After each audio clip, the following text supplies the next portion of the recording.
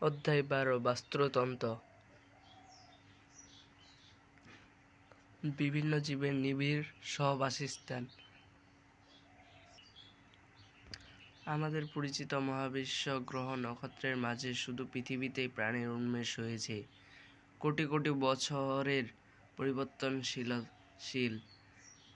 এই পৃথিবীর পরিবেশের সঙ্গে খাপ খাওয়ানোর চেষ্টা করে এই প্রাণী পৃথিবীতে বিকশিত হয়েছে, বিবর্ধিত এবং অভিযাজিত হয়েছে।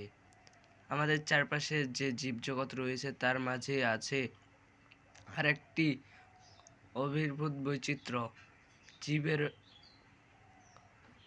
জীবদের মধ্যে বৈচিত্র্য থাকার কারণেই জীবজগৎকে লক্ষ লক্ষ প্রজাতিতে বিভক্ত করা হয়েছে।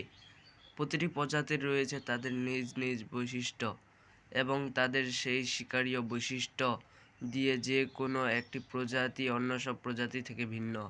কিন্তু একটা মনোযোগ দিয়ে লক্ষ্য করলেই আমরা আবিষ্কার করব যে প্রকৃতি এই